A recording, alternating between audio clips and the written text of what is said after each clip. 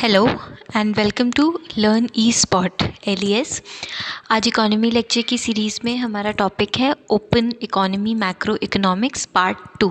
हमने पिछले सेक्शन में इसी ओपन इकोनॉमी का पार्ट 1 डिस्कस किया था, जिसमें हमने कंसेप्चुअल बिल्डिंग पे ध्यान दिया था कि how India has been an open economy और ओपन इकोनॉमी से हमारा मतलब क्या है और वो क्लोज्ड इकोनॉमी से कैसे डिफरेंट होती है। आई होप आपने वो लेक्चर देखा है। If you haven't seen it please watch that previous videos ताकि आपको आज का लेक्चर समझ आ जाए। So let us begin. सबसे पहला कंसेप्ट जो है ओपन इकोनॉमी में वो है बैलेंस ऑफ पेमेंट का। एक्चुअली में क्या होता है, जब मैंने आपको बताया था, क्योंकि ओपन इकोनॉमी दो कंट्रीज़ के बीच में होता है। मान लीजिए इंडिया के रेफरेंस में अगर हम बात कर रहे हैं तो India Japan, India US, India का यूरोपियन नेशंस के साथ में, इंडिया का और भी बाकी सारी आसियान कंट्रीज़ हैं, चाइना के साथ, पाकिस्तान के साथ, बांग्लादेश के साथ में, सबके साथ में हमारा ट्रेड हो रहा है, राइट। तो ये जो ट्रेड है, ये जो ट्रांजैक्शंस हो रहे हैं, लेना देना, आप इंपोर्ट एक्सपोर्ट नाम सुनते रहते होंगे, न्यूज़पेपर में पढ़ते रहते होंगे। तो ये जो नाम है, ये ट्रांजैक्शन से ही रिकॉर्ड होते हैं, रिटन वे में रिकॉर्ड होते हैं। वो कहाँ होते हैं?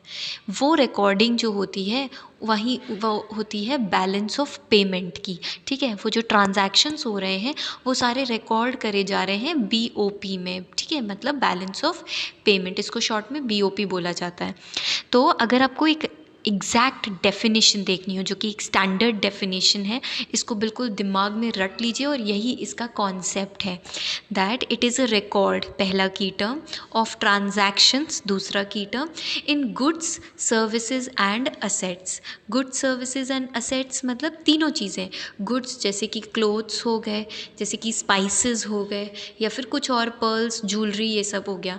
सर्विसेज जैसे हॉस्पिटैलिटी सेक्टर में इंडिया का जो क्या कहते हैं, बहुत सारे लोग इंडिया में उधर जाते हैं, बाहर जाते हैं, और वहाँ पर से रेमिटेंसेस, वहाँ पे जो उनको सैलरी मिलती है वो वापस इंडिया में भेजते हैं। तो सर्विसेज के नाम पे जो रेमिटेंसेस मिलते हैं, या फिर यहाँ के लोग वहाँ अपने अपने कंट्री में पैसा भेजते हैं।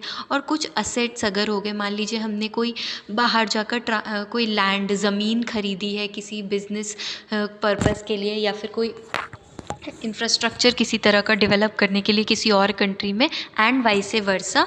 तो ये तीनों चीज़ें, गुड्स सर्विसेज असेट्स, तीनों चीज़ों का ट्रांजैक्शन, ठीक है, between the residents of a country and rest of the world, between the residents of the country and rest of the world. यहाँ पर की टर्म आपको ध्यान रखना है वो है रेसिडेंस। ठीक है, रेजिडेंस, यहाँ पर सिटीज़न टर्म यूज़ नहीं हुआ है। यही आपके लिए एक सबसे इम्पॉर्टेंट बात हो जाएगी। UPSC में यहीं पे क्वेश्चन फंसा देते हैं कि क्या नॉन सिटीजन्स अगर इंडिया में रह रहे हैं कोई, तो क्या उनका ट्रांजैक्शन BOP में रिकॉर्ड होगा या नहीं होगा? तो उसका आंसर है बिल्कुल होगा, क्योंकि डेफिनेशन में रेजिडेंट्स दिया गया है, ना कि सिटीजन्स। ठीक है, तो जो भी कंट्री में रह रहा हो, मैंने आपको जैसे कि बताया कि कोई अगर अमेरिकन यहाँ पर है, वो यहाँ का सिटीज़न नहीं है, लेकिन फिर भी अगर वो यहाँ पर पैसा जो है वो दे रहा है, ठीक है, यहाँ पर वो रह रहा है काफ़ी टाइम से, US का बंदा कोई इंडिया में एक रेजिडेंट है वो, तो उसका भी कोई अगर ट्रांजैक्शन यहाँ पर उसका US और इंडिया के बीच में हो रहा होगा उससे रिलेटेड, तो वो भी यहीं पे इसी वाले BOP में जाएगा with rest of the world. जैसे मैंने बताया, US हो गया, यूरोपियन नेशंस हो गया, अफ्रीका हो गया, चाइना हो गया, and etcetera. For a specified time, एक स्पेसिफाइड टाइम पीरियड में, मान लीजिए जनरली जो है वो 1 साल का होता है, यही बैलेंस ऑफ पेमेंट होता है। ठीक है, ये रिटन, ये आपकी डेफिनेशन है, इसका माइंड में एकदम ये की टर्म्स याद हो।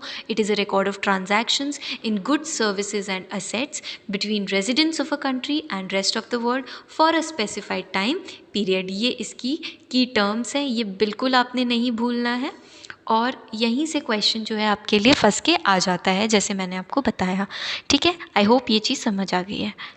आगे बढ़ते हैं। अब ये BOP है, बैलेंस ऑफ पेमेंट जो है वो एक रिकॉर्ड है। ठीक है, तो ऑब्वियसली इसके अकाउंट्स मेंटेन होते हैं, ये अकाउंट्स फॉर्म में मेंटेन होता है। तो अगर हम देखें इस चार्ट को, और इस चार्ट से आपको सब कुछ समझ आ जाएगा। बैलेंस ऑफ पेमेंट है, इसके दो अकाउंट्स हैं। पहला है करंट अकाउंट, दूसरा है कैपिटल अकाउंट। हमने थोड़ा सा अगर आप बजट की एनालॉजी ड्रॉ करें, गवर्नमेंट बजट जब हमने पढ़ा था तो उसमें भी हम देखते थे कि कुछ रेवेन्यू एक्सपेंडिचर होता था, कुछ कैपिटल एक्सपेंडिचर होता था।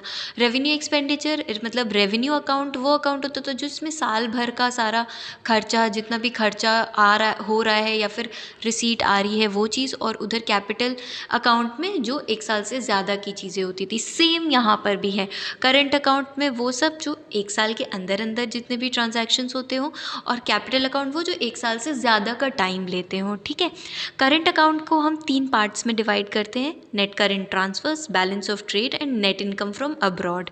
यहाँ पर कैपिटल अकाउंट को देखिए तो फॉरेन डायरेक्ट इन्वेस्टमेंट जिसको FDI बोलते हैं, पोर्टफोलियो अदर इन्वेस्टमेंट्स जिसको FPI या फिर FII फॉरेन इंस्टीट्यूशनल इन्वेस्टर्स, और रिजर्व अकाउंट, ये 3 सब पार्ट्स इसमें होते हैं। ठीक है, चलिए हम एक एक करके इन पूरे को अच्छे से समझेंगे।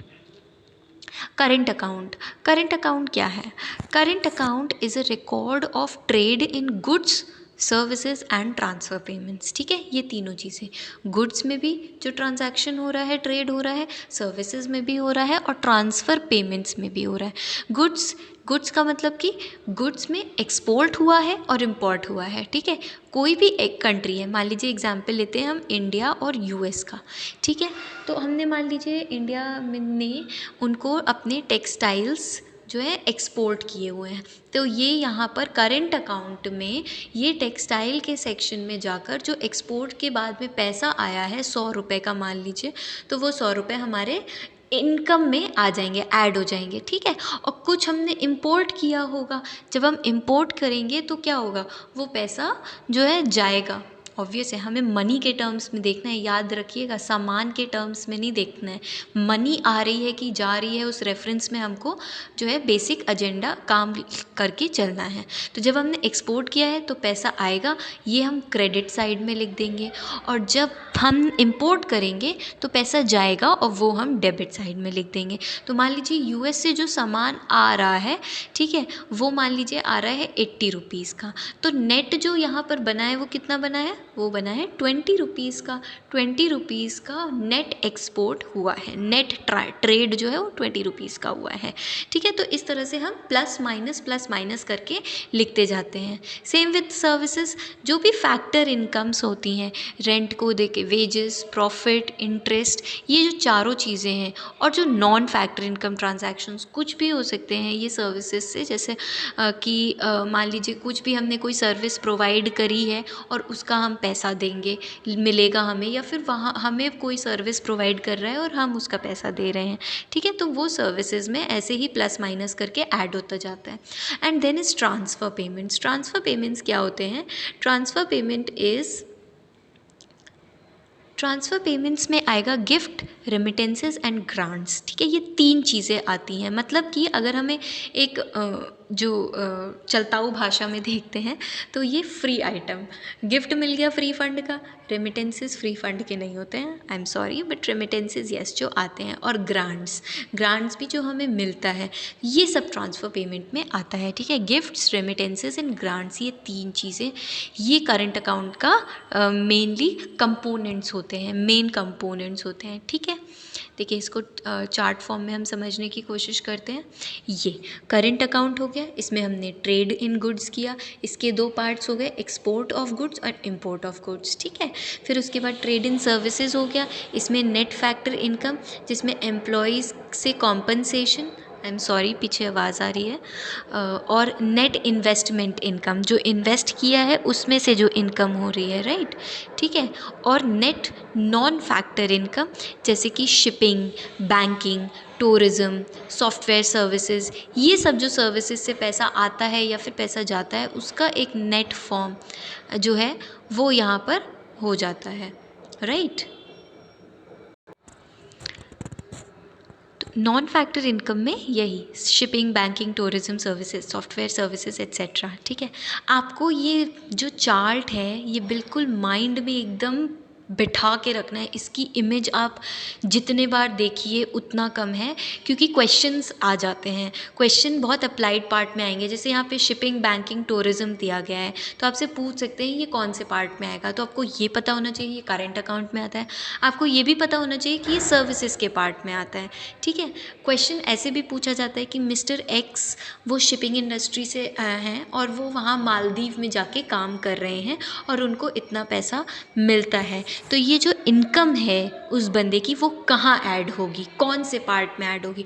तो आपको पता होना चाहिए कि वो ट्रेड इन सर्विसेज में, करंट अकाउंट के ट्रेड इन सर्विसेज पार्ट के नॉन फैक्टर इनकम में जाकर ऐड हो जाएगी। Okay, same with transfer payments, gifts, remittances, grants, ये सब, ठीक है।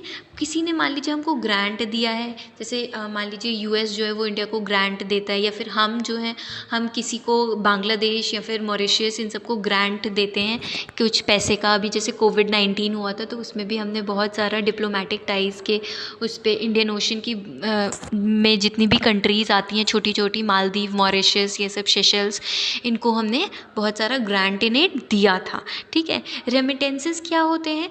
रेमिटेंसेस होते हैं, इट सिंपली मीन्स अगर कोई जो बंदा, कोई भी XYZ जो क्लास है, लोग वो बाहर जाकर जब काम करते हैं, ठीक है, अपनी कंट्री से बाहर जाकर जब वो काम करते हैं और वहाँ पर जब उनकी इनकम होती है तब वो जो पैसे हमें वापस देते हैं उसे ही बोलते हैं रेमिटेंसेस, ठीक है। वो भेजते हैं अपनी फैमिली को, ठीक है। ऐसे ही सेम वाइस वर्सा भी हो सकता है, कोई यूएस का या फिर कोई बांग्लादेश का बंदा इंडिया में आके काम कर रहा है और वो वहाँ बांग्लादेश में अपनी कंट्री में अपनी फैमिली को पैसे दे रहा है, that would be known as remittances. तो जो जा रहा है पैसा, जो रेमिटेंसेस में जा रहा है वो माइनस हो जाता है और जो आता है वो ऐड हो जाता है, ठीक है।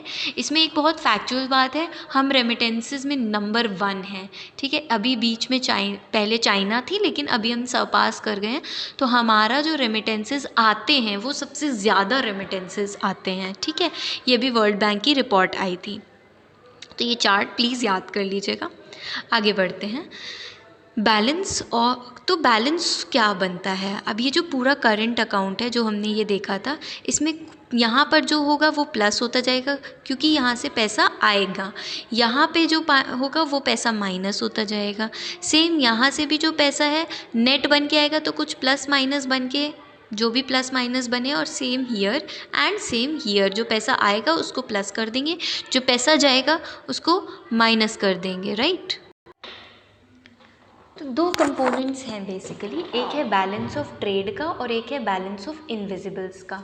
ये कुछ नहीं है, कभी कभी क्वेश्चन सिंपल सा यही आ जाता है कि क्या बैलेंस ऑफ पेमेंट और बैलेंस ऑफ ट्रेड में डिफरेंस है, तो हाँ बिल्कुल डिफरेंस है। BOT और BOP दोनों डिफरेंट है।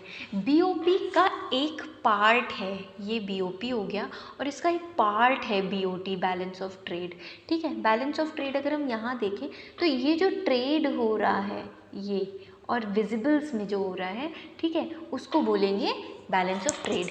बेसिकली जो गुड्स हैं, ये गुड्स जो हैं उनका जो जो ट्रेड हो रहा है वो बैलेंस ऑफ ट्रेड में आएगा। सो वेरी सिंपल, यहाँ पर जो गुड्स में ट्रेड हो रहा है, एक्सपोर्ट प्लस इंपोर्ट, बस इतना ही पार्ट है बैलेंस ऑफ ट्रेड, ठीक है। और बैलेंस ऑफ इनविजिबल्स क्या है?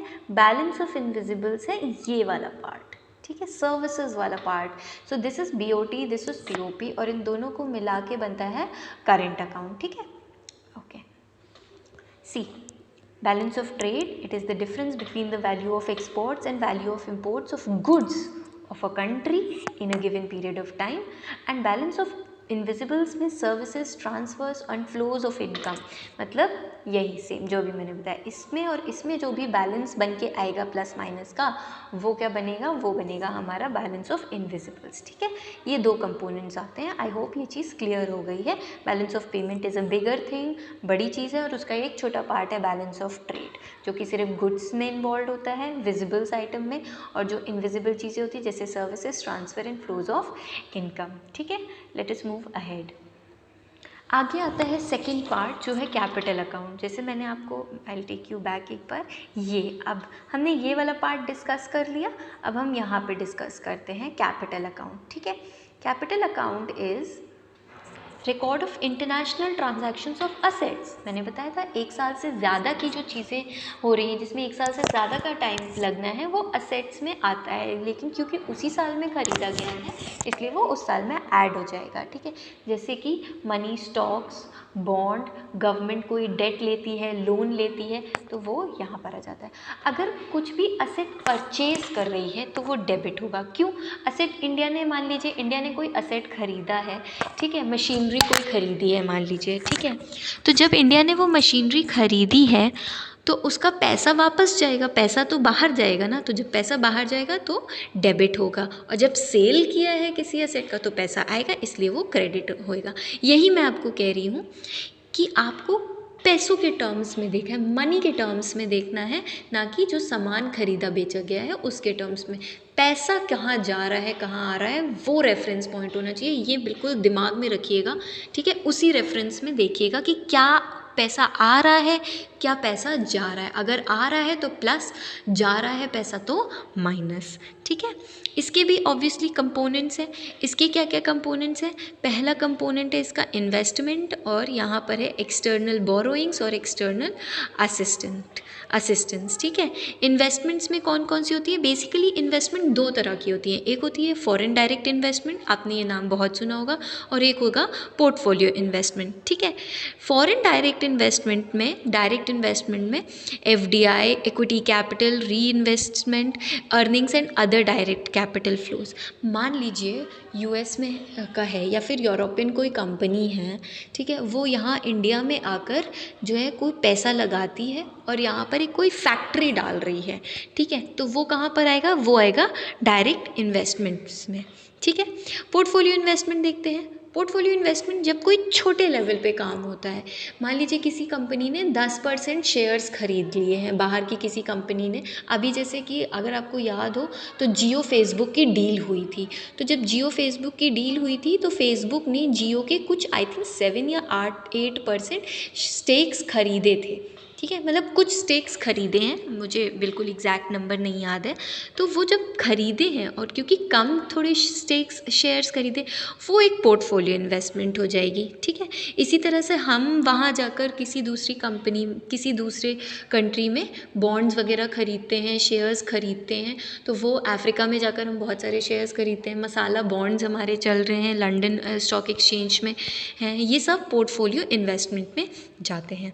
ठीक है, फिर है कैपिटल अकाउंट में दूसरा कंपोनेंट जो कि है बोरोइंग्स का, एक्सटर्नल कमर्शियल बोरोइंग्स या फिर शॉर्ट टर्म डेबिट। मान लीजिए वर्ल्ड बैंक ने जैसे इंडिया को किसी चीज़ के लिए लोन दिया है, अभी जैसे कोविड-19 क्राइसिस आया था तो वर्ल्ड बैंक ने इंडिया को एक लोन दिया था कि आप इतना इतना लोन लीजिए, या फिर मान लीजिए कोई इंफ्रास्ट्रक्चर बनाना है, उसमें भी वर्ल्ड बैंक ने पैसा दिया हुआ है इन फॉर्म ऑफ लोन, वो मान लीजिए 10 साल का लोन दिया हुआ है। तो ये जो 10 साल का लोन है ये कहाँ जाएगा? 2020 में जाएगा, तो वो ऑब्वियसली 2020 के BOP में जाएगा और वो यहाँ एक्सटर्नल बोरोइंग्स में आएगा।